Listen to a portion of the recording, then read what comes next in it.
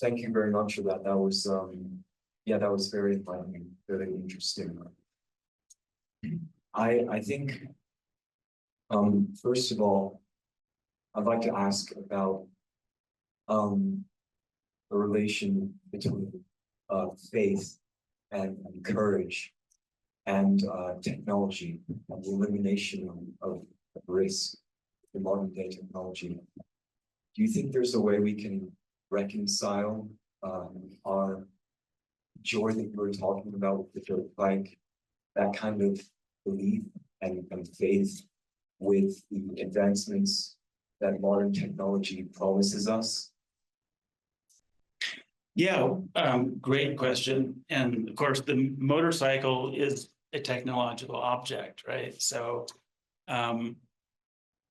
yeah, so I've emphasized a kind of darker strand in the technological attitude, which is this compulsion to control. But at the same time, of course, you know, the technology opens up fields of endeavor where the best human qualities shine forth in pursuits that we never could have imagined before they became possible. So some of my favorites are the surfboard, you know, the electric bass, the motorcycle.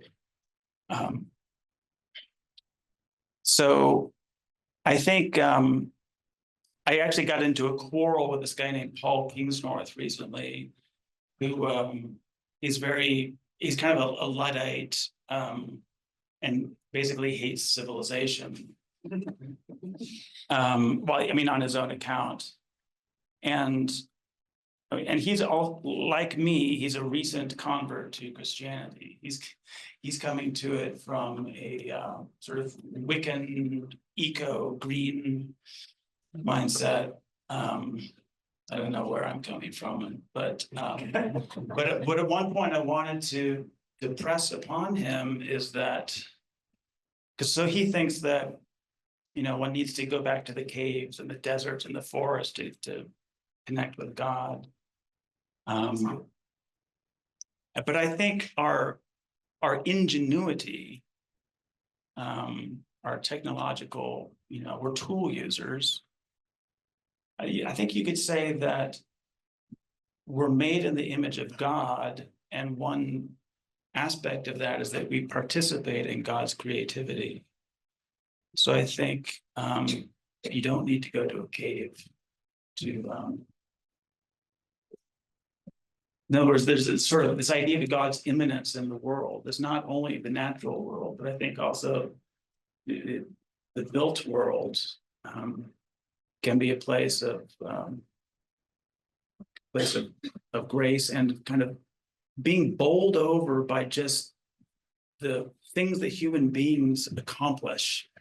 I mean, when that rocket got captured by the chopsticks, basically, that was, I'm trying to not use four-letter words here. That was amazing, right? And so technology can be in the service of life, in the service of a kind of expanding life, or it can be sort of this compulsion to control, which usually means controlling other people. That's what we want to call technocracy, maybe.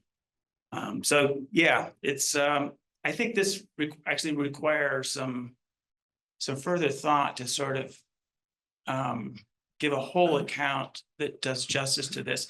A friend of mine offered a formula that I liked quite a bit. Technocracy is control without love. So I like that because to do something like build, you know, a rocket that you can capture requires going really deep into, you know, rockets and gravity and all the rest. There's a kind of love that drives that passionate kind of engineering project.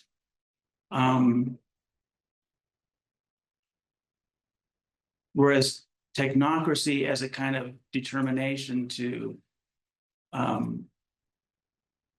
you know, control risk and in particular control other people, make them behave according to some vision you have, that seems to be a loveless enterprise. You know, that's as close as I've gotten thus far.